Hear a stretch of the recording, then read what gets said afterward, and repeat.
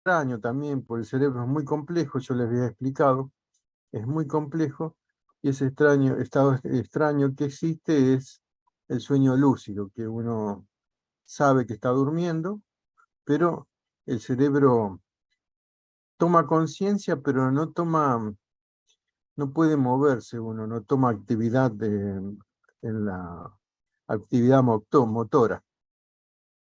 Así que eh, también es una parte común y que ocurre Recording durante in el sueño. progress. Así que el cerebro funciona bien si soñamos y si estamos conscientes, por ejemplo, funciona bien. También es normal que podamos tener sueño. Es normal porque el cerebro necesita descansar. Este, ¿Saben cómo se cree que los, que los animales que, por ejemplo, las ballenas y los delfines,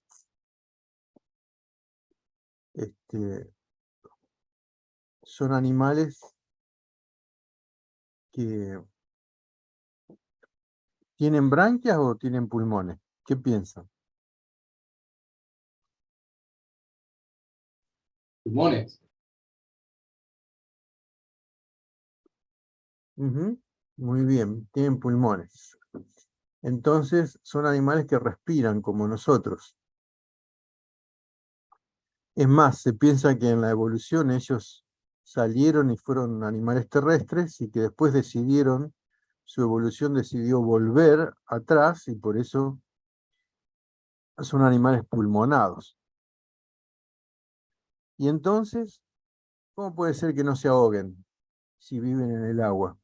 Y porque las ballenas suben de vuelta y tienen el agujerito, se que tiran el agua. No sé cómo respiran, pero bueno, respiran arriba. Correcto. ¿Y entonces? ¿Y cuando duermen? ¿O acaso vos creés que no van a soñar o Cuando dormir? duermen, duermen en sentido vertical y con la cabeza hacia afuera. Ajá, perfecto. Eh, no, duermen en sentido vertical, pero se cree, no, pero tienen que salir a respirar. Tanto los delfines como las ballenas tienen que salir a respirar en algún momento. Así que se cree que para dormir, lo que hacen, el sistema lo que hizo fue, eh, hace descansar un cerebro y mantiene el otro en vigilia. ¿Mm? Separó los dos hemisferios y entonces te mantiene uno en vigilia, no hace como nosotros, que no necesitamos eso. Mantiene uno en vigilia y cuando le falta el aire, es el cerebro que está todavía no dormido, la hace emerger para poder respirar y volver a sumergirse. Bueno, lo importante es que en el sueño nosotros respiramos porque porque el sistema mantiene el centro respiratorio activo y, y en cambio algunos animales necesitan un poco más de esta cuestión para poder respirar. Decime una cosa, a ver, le pregunto a todo. ¿A dónde está el centro respiratorio? Hugo. ¿Web? ¿Cómo? ¿Qué? ¿Qué Uber? ¿Weber? No te escuché. ¿Eh? Está en tronco cefálico, ¿no? El tronco encefálico, sí. ¿Y dónde? Es grande el tronco encefálico. ¿En qué lugar? En el bulbo raquídeo. En el bulbo, perfecto. O sea, el centro respiratorio entonces está en el bulbo. Así que es muy común que nosotros este, tengamos sueños y eso nos impide que respiremos, obviamente. Porque el sueño y el consciente es más bien de la corteza. Ahora, hay estados patológicos, que es lo que nosotros estamos charlando, y esos estados patológicos son los que vienen ahora. Entonces recuerden, estar consciente es un estado normal, dormir es un estado normal, soñar es un estado normal de la conciencia, aunque nos muestre cosas diferentes. Pero obnubilado significa que yo tengo depresión del sensorio, o sea, he deprimido el estado de vigilia, me he dormido y la gente que me va a despertar en este estado necesita llamarme medianamente con estímulos fuertes. Y es probable que cuando yo me despierte y responda, despierte coherentemente, le conteste con coherencia la respuesta, pero me vuelva a dormir. Eso es estar obnubilado. O sea, si yo recibiese un golpe y estuviese obnubilado, resulta que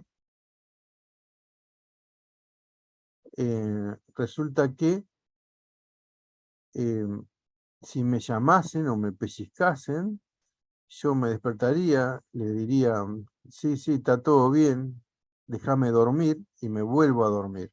¿Sí?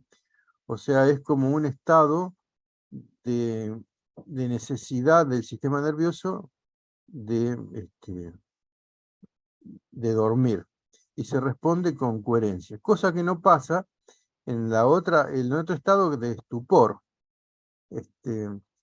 Yo digo que los deben aprender porque yo lo he visto muchísimas veces en los pacientes que tienen problemas neurológicos, pasan por cualquiera de estos estados. Entonces hay que clasificarlo y saber más o menos en cómo está. De consciente a estuporoso, lo que les estoy contando es que es cada vez un estado más deprimido de la conciencia. ¿De acuerdo? ¿Se entendió eso? Sí, sí. Sí. Así que estuporoso es estar con más depresión o más daño cerebral que el estado de somnolencia o de nubilado y por supuesto que el de consciente. Estar con un estado de estupor es que sí se está dormido, se responde a estímulos muy intensos, como por ejemplo pellizcar, por ejemplo, mientras que estar nubilado es al grito, al llamarlo por el nombre, el paciente se puede despertar, contesta coherente y se duerme. En cambio el estuporoso no lo llama y no responde fácilmente, hay que molestarlo, quizá con un pellizco, y cuando lo pellizcas, lo único que él intenta es que no le hagas dolor, entonces te trata de alejar de la mano o se la trata de sacar, y en todo caso que te contesta en forma incoherente. Eso es muy común y uno lo ve y le llamamos, tienen una virome y un ahí para escribir, farfullar. ¿Escribieron farfullar? ¿Eh? ¿Sí? Perdón, ¿qué cosa? Farfullar. F-A-R-F-U-L-A-R.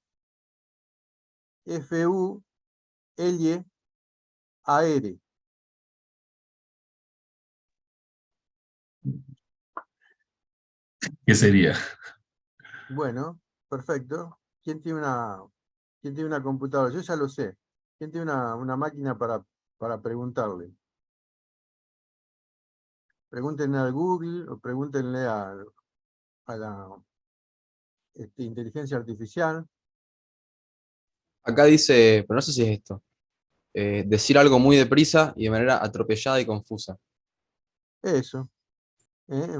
Cuando vos lo pellizcás y lo despertás, ya, te dice y no te contesta nada. Dice, si le decís ¿cómo te llamás o dónde estás, quién sos, te contesta con nada. Te contesta, ya. O sea, lo que quiere es que no lo molestes, nada más. Eso es en forma indiferente o incoherente. Y se vuelve a dormir como el obnubilado. ¿De acuerdo? ¿Sí? Sí. Sí. Bueno, entonces, el estuporoso farfulia, que es justamente no contestar nada y tratar de evitar el estímulo, mientras que el obnubilado te contesta bien, pero se vuelve a dormir. y cuando se vuelve a despertar no se acuerda qué pasó en el instante anterior.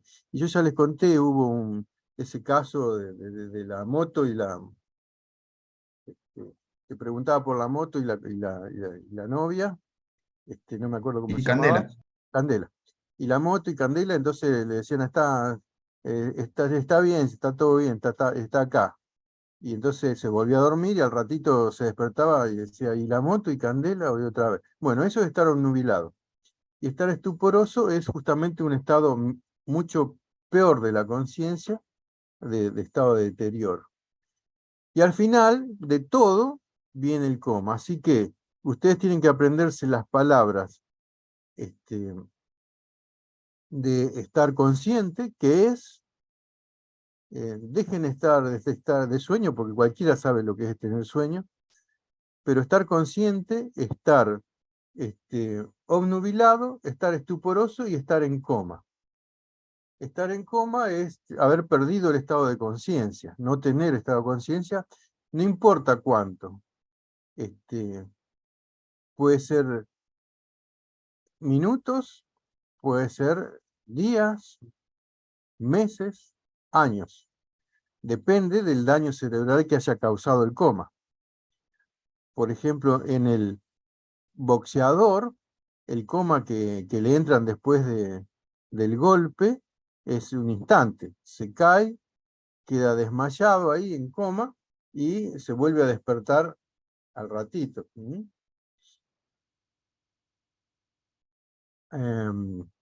Ese es un coma superficial. Que se despierta rápido, y cuando uno lo estimula, se despierta o localiza los estímulos. En cambio, cuando hay más daño en el cerebro, puede ser un coma más profundo, donde apenas si hay respuesta motora y nada más, y no hay otra cosa. Y bueno, pero lo importante es que en los comas, si es un coma superficial y se despierta, si es un coma profundo y se despierta, va todo bien. Pero hay veces que esos comas, por el daño neurológico que producen, lo que causó, la noxa o el daño, lo que hizo daño, dependiendo de cuánto tejido cerebral destruya,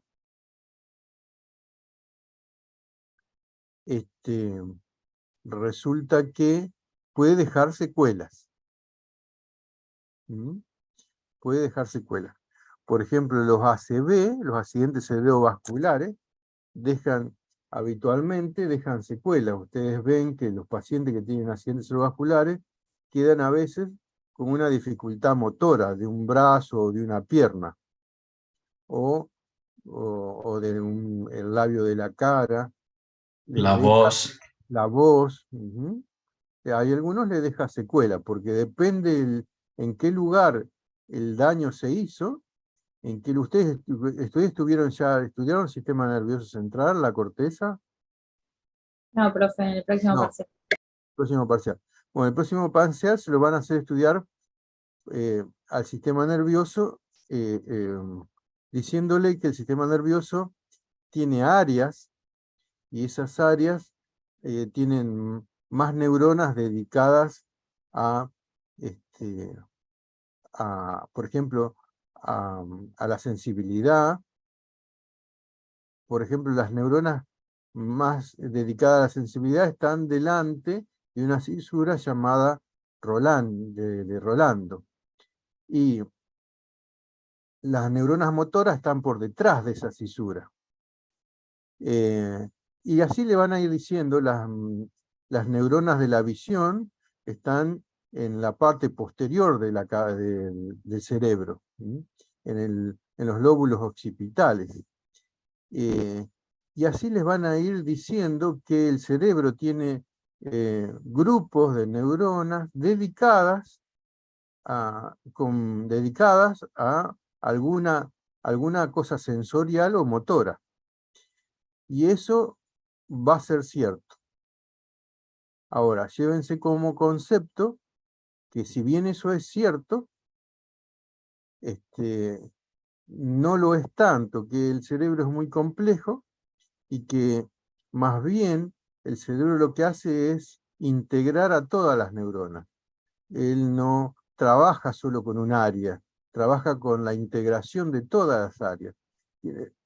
Tienen terribles cantidades de conexiones, entonces trabaja con todas las áreas. Y cuanto ustedes más aprenden, o cuando el cerebro más aprende de cualquiera de nosotros, cuanto más aprende, más áreas conecta. O sea, quien más estudia y quien más aprende, más cerebro, más conexiones de neuronales hace, porque eso se llama remodelado, y porque eso es lo que hace el cerebro, se remodela para conectar y tener áreas de baja resistencia. Si vos le pedís un pensamiento frecuentemente o un estímulo motor frecuente, como puede ser el jugador de fútbol o el jugador de tenis, el nervio y el cerebro y el músculo adquiere memoria. Esa memoria lo que busca es que el movimiento sea más rápido. Al principio cuesta, duele, y al tiempo se hace como un acto reflejo. Y eso es porque el cerebro remodeló toda su estructura y hizo que las conexiones sean mucho más rápidas. Mejoró la sinapsis, tendió redes, y es porque se le está pidiendo el esfuerzo y él ofrece. Así que mientras ustedes más estudien, más van a aprender. Cuanto menos estudien, menos van a aprender. Es así, y así será. Por eso se dice que en los niños, cuando pierden los primeros años escolares, se los crucifica, o sea, se los deja en aquel estado de casi secuelar, de que después le cuesta mucho aprender el resto, porque es al principio donde el cerebro remodela con más frecuencia y más facilidad. Los chicos hoy, los chicos que tienen, por ejemplo, los celulares, están mucho más despiertos. O sea, que no digo que está bien o mal porque no lo sé, pero digo que están más, se les conecta mucho más, que nosotros éramos más para los juegos lúdicos. O sea, nuestros juegos eran juegos de movimiento, de automatismo. Ellos tienen otro tipo. Vamos a ver qué es lo que... Pero bueno, el cerebro, lo importante es que el cerebro se está remodelando a medida que incorpora conocimiento. ¿Todo esto se entendió hasta ahora? Sí, profe. Sí, Sí, sí. sí. Pues, esta parte de coma superficial sería también, ¿tiene que ver con desmayos o no? Sí, sí, Sí. sí.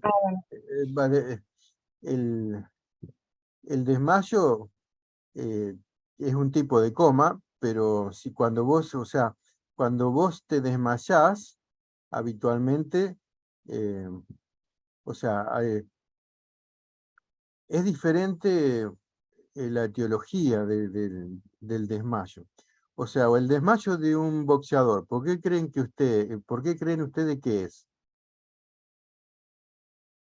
Por un traumatismo. ¿Cómo? ¿Por qué? Por el golpe que Claro, bueno, toma. sí. Lo importante es, en este caso, el del golpe es una contusión. La contusión probablemente hace que todas las células neuronales se despolaricen, quizás hace que, este, eh, que el golpe trabaje mucho sobre el octavo par, que es el de la posición, y todo eso hace que el golpe se caiga. Y cuando se cae, por segundos, posiblemente permanezca en estado comatoso. Es distinto el que se cae en un desmayo porque le bajó la presión. Cuando le bajó la presión a alguien, ¿ustedes por qué creen que ¿para qué nos desmayamos? ¿Cuál es el sentido del desmayo cuando nos baja la presión? Porque disminuye el flujo sanguíneo. Muy bien, perfecto. Disminuye el flujo sanguíneo. ¿Y por qué nos desmayamos entonces? ¿Cuál es el sentido del desmayo? ¿Qué es lo que Es busca? fisiológico. ¿Y qué es lo que busca el sistema nervioso en ese caso? Creo yo que para restablecer, como Para Bueno, Estabilizar. Yo creo que es un sistema de defensa del cuerpo, profe. Para que no gastemos energía del cerebro que no le está llegando por la baja presión. bueno, pero ustedes me están contando que es por o sea, es porque le bajó la presión. Entonces yo te digo, la presión de la sangre, ¿cómo llega mejor? ¿De pie o acostado? ¿Cómo llega mejor al cerebro? Acostado. Y bueno, y eso es lo que busca. Cuando la baja de presión nos hace perder el equilibrio, por eso nos dan un poco de náusea y nos tira al piso, lo que está buscando, uno no llega a desmayarse completamente, pero lo que está buscando es que la sangre fluya en forma horizontal, para que nos llegue mejor al cerebro, porque si no tiene que luchar contra la ley de gravedad. Entonces, una cosa es el coma de un golpe, y una cosa es un casi coma porque nos baja la presión. Podemos desmayarnos, pero nos vamos a despertar en el piso muy probablemente. O sea que depende del daño que se esté ocurriendo. O sea, no es lo mismo el desmayo por baja de presión, que uno se recupera rápido, que el desmayo por un golpe, por una contusión, que uno puede recuperar con más lentitud. Y en estos comas, lo importante es que nos podemos despertar con secuelas o sin secuelas, dependiendo de qué área haya lesionado, por ejemplo, una falta de irrigación o una hemorragia. Si lesionó una área motora, es muy probable que cuando recuperemos del estado de coma, nos encontremos que no podemos movilizar un brazo determinado o una pierna, porque esas células están sin oxígeno o están destruidas. ¿Sí? ¿Vamos bien hasta ahora? ¿Se entiende? Sí. Sí, Bien. Sí, sí. Entonces, recuerden, estado de conciencia, estar consciente, estar obnubilado, estar estuporoso o estar en coma. El coma es con secuela o sin secuela. Sin secuela es el golpe del boxeador, que se despierta, habitualmente no tiene secuela. O el desmayo, habitualmente no tiene secuela. Ahora, hay veces que el daño puede ser profundo y dejar secuelas. Algunas secuelas son, como ya les conté, por ejemplo, en un área motora. Pero hay veces que cuando toma toda la corteza, por ejemplo, cuando alguien en el ahogamiento, donde le falta el oxígeno a toda la corteza, no a un área.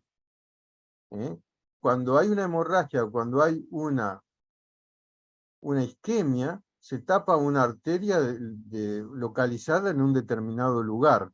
Entonces, destruye esa pequeña porción de área. Pero cuando uno le falta oxígeno, porque está respirando, por ejemplo, en un encierro, con humo, o en la montaña, o se ahoga, le falta a toda la corteza, no le falta a un área en particular. ¿Sí? ¿Se entiende lo que estoy diciendo? Le falta a toda la corteza, y cuando le falta a toda la corteza, aparecen los estados de coma vegetativos. La corteza se lastima, y el paciente queda en estado de coma vegetativo. Pero los centros más bajos, que son más resistentes, como los que ustedes estudiaron hoy, que estudiaron o ayer para rendir, que son los pares craneales más bajos, esos centros son muy resistentes porque están más protegidos, porque son muy primarios, son muy primitivos.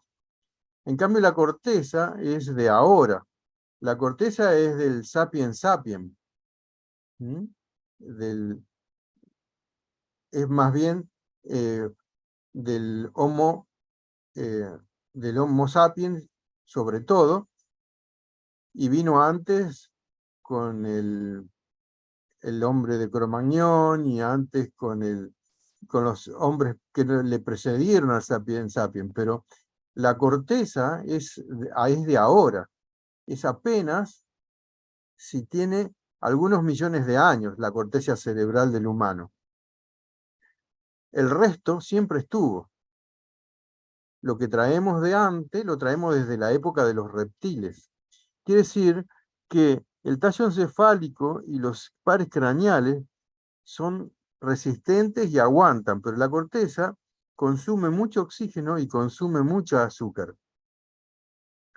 Así que cuando nos falta el oxígeno o cuando nos falta el azúcar, lo que va a ocurrir es que nos vamos a desmayar, y si el daño es persistente, es muy probable que todo el sistema de la corteza sufra, y cuando la corteza sufre en su totalidad, aparece estados secuelares, y esos estados secuelares son los comas vegetativos, donde el paciente, en estos estados de coma vegetativo, tiene una conciencia mínima,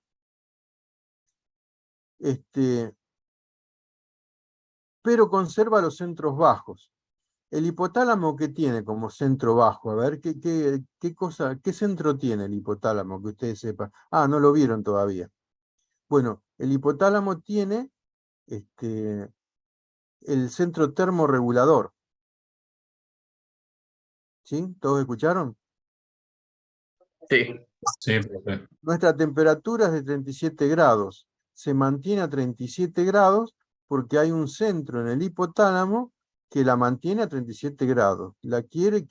Ahí tiene el termostato y dice, yo te quiero a 37 grados, y nos obliga a tener energía, o a abrigarnos para mantener la temperatura a 37 grados. Más abajo de eso está el tallo encefálico con los pares craneales y el centro cardíaco y el centro respiratorio. Y esos centros tampoco se lesionan.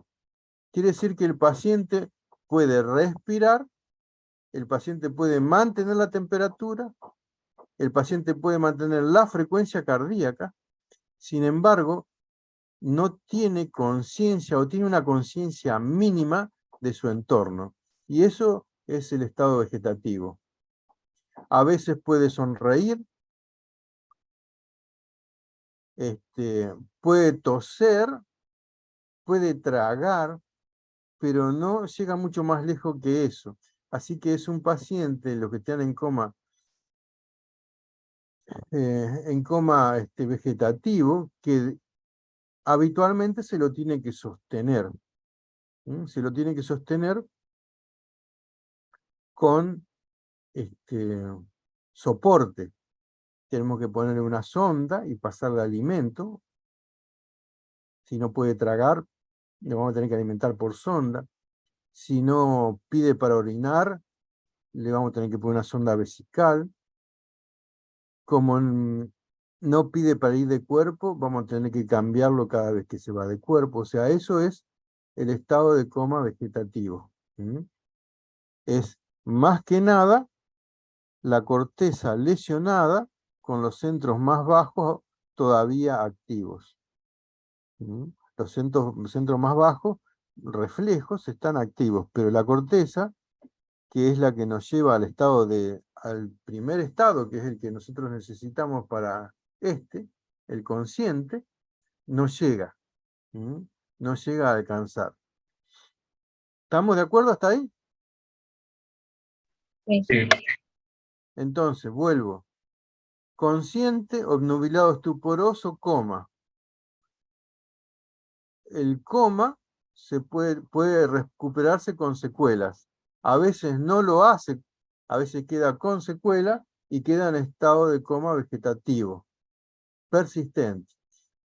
Sobre todo porque se dañó la corteza cerebral. Ahora, ¿qué pasaría si yo daño, además de la corteza cerebral, daño el hipotálamo y daño el tallo encefálico? ¿Qué piensan ustedes que ocurriría?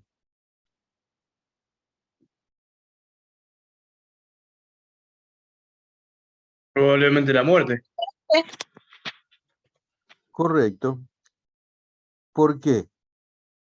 Porque el tallo encefálico controla la función cardíaca y respiratoria y el hipotálamo la termorregulación. Correcto. Entonces, si acaso se daña el tallo encefálico, aparece la muerte cerebral. Y la muerte cerebral es muerte. Es muerte cerebral, todo el sistema nervioso se deterioró. Y ya no hay forma, o sea, como no va a respirar y como no va a mantener la frecuencia cardíaca y no va a mantener la temperatura, ya no hay forma de que ese organismo se sostenga, por más que le pongamos sonda por acá y por allá. Pero nosotros, en esos casos de muerte cerebral, podemos sostenerlos con drogas. Podemos mantenerlos vivos por un periodo de tiempo corto, diría que de días, pero podemos lograrlo. ¿Y para qué será eso? ¿Por qué hacemos eso? Para que los órganos se mantengan sanos y se pueda hacer un trasplante de órganos, por ejemplo. Correcto, o sea, el sentido de mantener una muerte cerebral es muerte, ya sabemos que va a fallecer. Si no tuviesen las drogas que sostienen la presión o el respirador que sostiene muy bien, Noelia, así es, o el respirador que sostiene la respiración, el paciente no podría respirar y fallecería, y no mantendría la presión y fallecería. Así que la única forma de mantener vivo a alguien que tiene muerte cerebral, vivo entre comillas, lo comillo porque en realidad ya es muerte, pero la única forma de sostener los órganos en funcionamiento, porque yo lo que necesito es que los órganos sigan funcionando para que sigan perfundidos, para que el corazón le siga yendo sangre, para que el pulmón le siga llegando sangre, para que al hígado le siga llegando sangre, para que al riñón le siga llegando sangre. Y el objetivo es que los tengo que mantener bien perfundidos para cuando los saque, porque la familia del paciente que tiene muerte cerebral decidió donar los órganos. Entonces, si decide donarlos, lo tengo que sacar lo más sanos posible, lo más perfundido posible.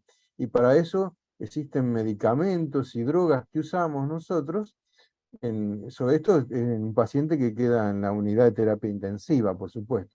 Queda en respirador con un montón de drogas y que el INCUCAI o el CUDAIO se encarga de mantener. Uno les avisa que tenemos un paciente con muerte cerebral, ellos hacen las pruebas, son gente que trabaja muy bien y entonces las pruebas que hacen les demoran como 6 horas como mínimo, hacen todas las pruebas primero, deciden si realmente coinciden con nosotros respecto de la muerte cerebral.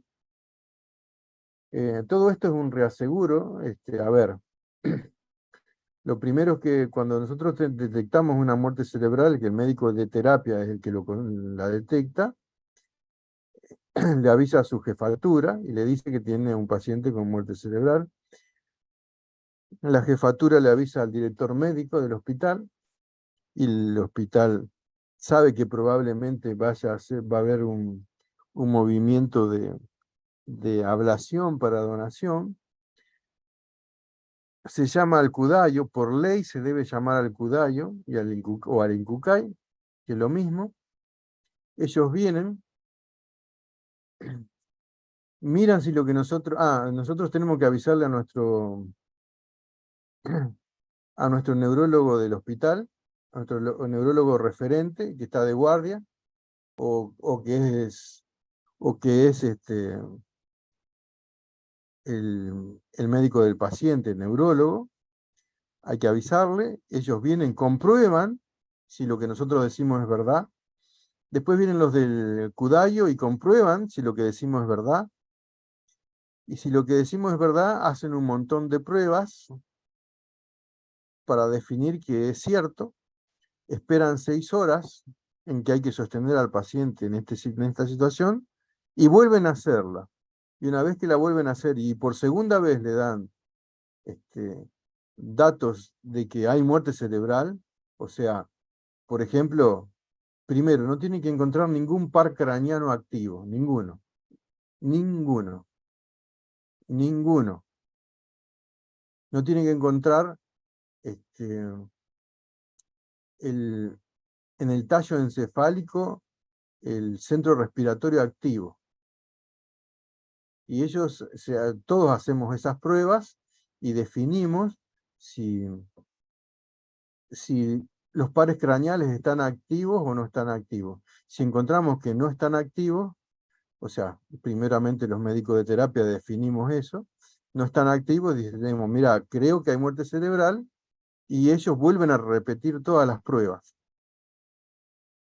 Y una vez que, después de 6 horas de trabajo, ven que realmente la situación se repite, deciden que hay muerte cerebral y avisan y hablan con la familia. Y es así como se puede ablacionar para hacer una donación.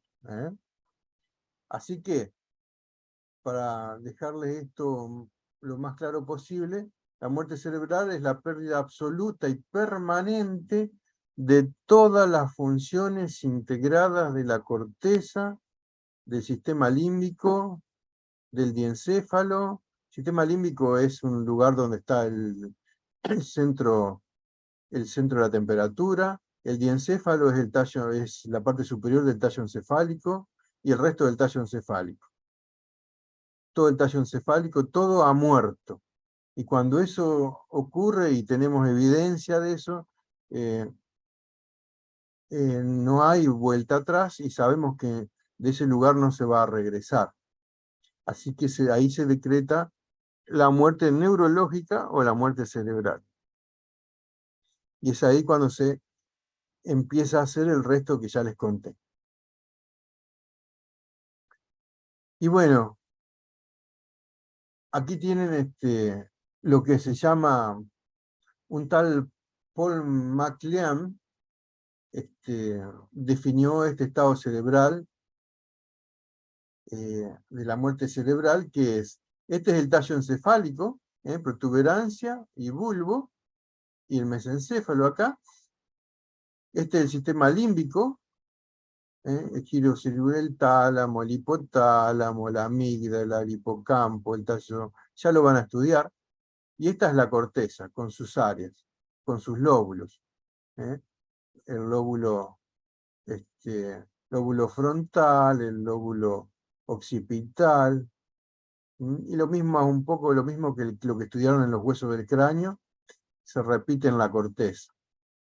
Entonces, cuando todos estos 3 cerebros no se encuentra evidencia de que estén funcionando, se define que el cerebro que él llamó triuno, o sea, 3 en 1, ha dejado de existir, y si ha dejado de existir, hay muerte cerebral, porque se lastimó la corteza, porque se lastimó el diencéfalo y el sistema límbico, y porque se lastimó el tallo.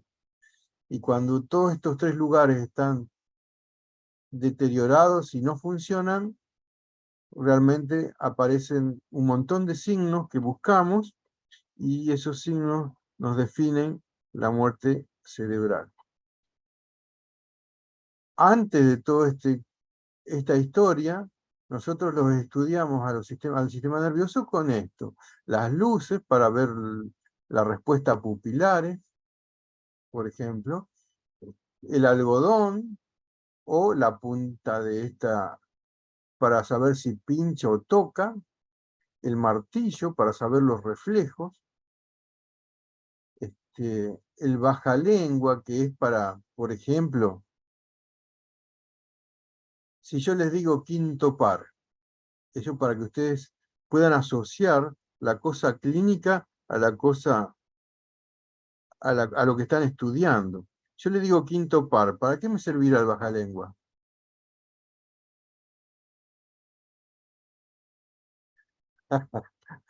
¿No? Para la sensibilidad del gusto. Y pero ese de sensibilidad y gusto, el gusto es de la lengua, está en todo caso en el glosofaringio, en el noveno par y en el duodécimo. Pero aporta. A ver, ¿cómo? No aporta con el lingual. Sí, Después era se va- respirativo, no tiene. Van a aportar. No, pero ponele, sí aporta, está bien. Pero vos cómo le haces responder al paciente qué gusto tiene, está en coma. ¿Qué le decís? Che, ¿qué gusto tiene el bajalengua? ¿Cómo te va a responder? Ah, no. No Ahí puede. no. Serían los reflejos, Puede ser, profe. Entonces, ¿qué par estudiaría con el bajalengua? puede ser que se estaría controlando lo que es el reflejo nauseoso. Puede ser muy bien. Ese es uno. Muy bien. El reflejo de la náusea, si yo le toco la faringe, puedo estudiar el reflejo de la náusea. Y la otra cosa es, si el paciente llega a estar consciente, si llega a estar consciente, yo puedo estudiar el quinto par. ¿Por qué? ¿Qué le digo al paciente? Que está consciente, ¿eh? No en coma.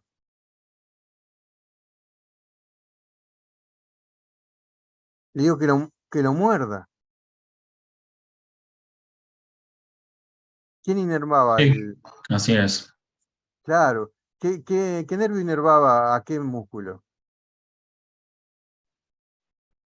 O sea, el Mira, maxilar inferior no traía como fibras para los masticadores.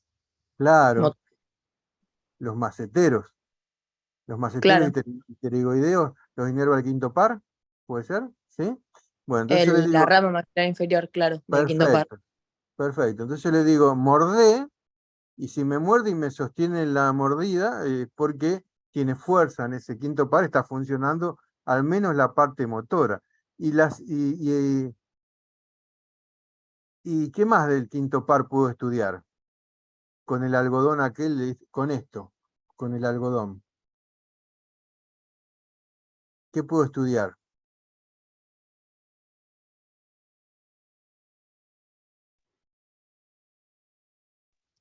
Algo de las glándulas submaxilar y sublingual, la secreción de saliva y eso. Sigo en el quinto par. Nos habían dicho que para hacer un Quinto par. hisopado tocaban la amígdala Pará. adenoides. Sí, Uy. está bien, pero yo lo que no estoy hisopando. Estoy. La piel, Claro, ¿la piel de dónde? de la cara. De la cara. Correcto, la piel de la cara. La sensibilidad de la cara es del quinto par, ¿o no? sí. Sí, pero el tercero, na verdade, el quinto par dividido en V1, V2 y V3. Y Y la bueno, V3 es sensitivo y motor.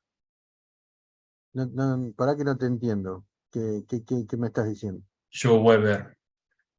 ¿Pero qué me Yo estás diciendo?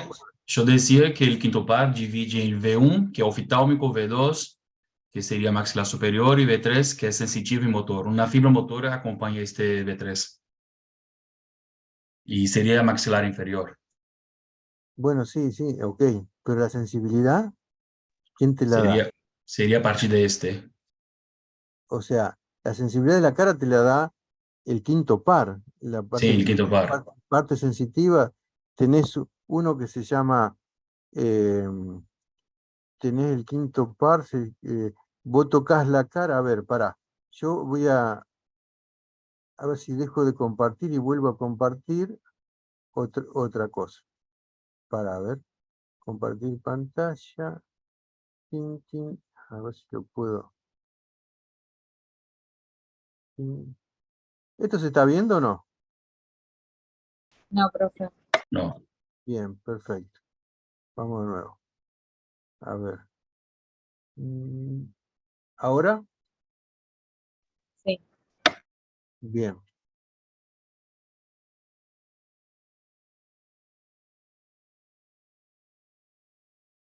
Esto lo van a ver en segundo, pero yo lo estoy... Quinto par. Quinto par. Mirá, tiene una rama oftálmica que te da la sensibilidad acá de la cara. Tenés una rama maxilar y otra mandibular, ¿sí? Todas estas te dan la sensibilidad de la cara. ¿De acuerdo? Y sí, Y sí. Y entonces, ¿yo qué tocaría con el... ¿Qué cosas sensibles tienen ustedes acá que tocarían con el hisopo ese de algodón? En un paciente que no pone que el paciente esté comatoso, pero que yo quiero saber si está activo el quinto par, si la sensibilidad del trigémino está activa, y él no me puede responder porque está en coma, pero no me está en coma y entonces la corteza no me responde, no me puede hablar. Pero yo quiero saber, está bien, yo digo, bueno, la corteza está dañada, pero el quinto par estará activo, la sensibilidad. ¿Qué harían ustedes con el hisopo ese de algodón? ¿Qué tocarían? ¿Labios? Los párpados. Pues se van acercando, pero ¿Podría ser la región preauricular? acá la córnea. No hay nada más sensible que la córnea. Cuando tocas la córnea y el quinto par está activo, el párpado se cierra. ¿Sí?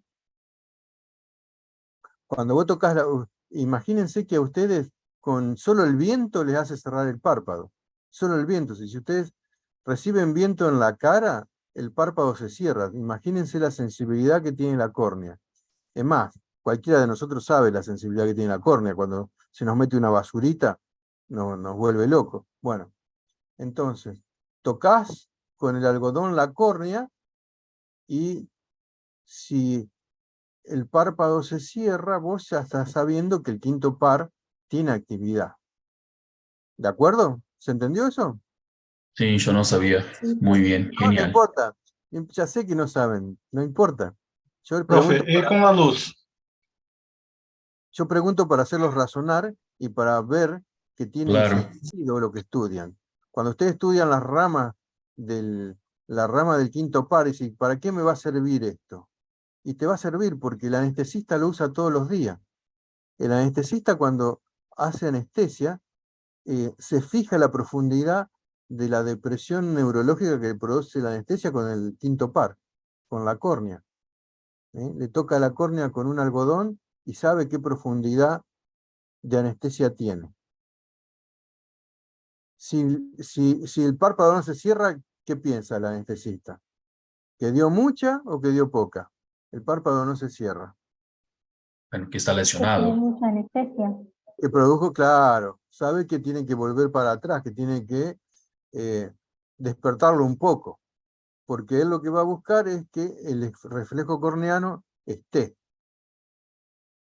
porque ahí sabe que no deprimió el quinto par. Así que es una forma de estudiar los pares craneales. Bueno, pero esto lo van a ver en segundos, salvo que ustedes cuando estudien los pares craneales y quieran preguntármelo, lo podemos repasar. Cuando ustedes estudien pares craneales y entren en sistema nervioso, lo que podemos hacer es, ¿cómo andamos con la hora? ¿Cuánto falta? Falta poco. Bueno, lo dejamos acá, a ver, pero, por ejemplo, el séptimo par que ustedes ya estudiaron, da la motricidad de la cara. Fíjense cómo cambia la cara cuando se queda sin motricidad. El auditivo te da más que nada la posición y te hace escuchar. el glosofaringio, que es el 9º par craneal, tiene una rama sensitiva que da el gusto a la lengua, y una motora que le da a los músculos, eso que ustedes charlaron del pilar del paladar, que se lo puede tocar. Y bueno, y si se lastima te da dificultad para deglutir, no te deja tragar bien. El 10º es el hemogástrico, es un par que tienen que estudiar muy bien, porque trabaja con el autónomo. Y el 11º es el espinal, pero el 12º es el nervio motor de la lengua. El nervio hipogloso mayor es el motor. El otro, mientras te daba el gusto y te movilizaba el velo del paladar, más bien es motor de la lengua. Y ese es el sentido por el cual ustedes estudian los pares craneales, porque nosotros los usamos. Usamos los pares craneales para saber si el cerebro está en el tallo encefálico activo o no está activo. ¿Se entendió por qué lo estudian? Sí. Bien. Los dejo irse, así se van a histología. Que pasen buenas vacaciones. Tienen un mensaje en el... ¿Lo vieron el mensaje?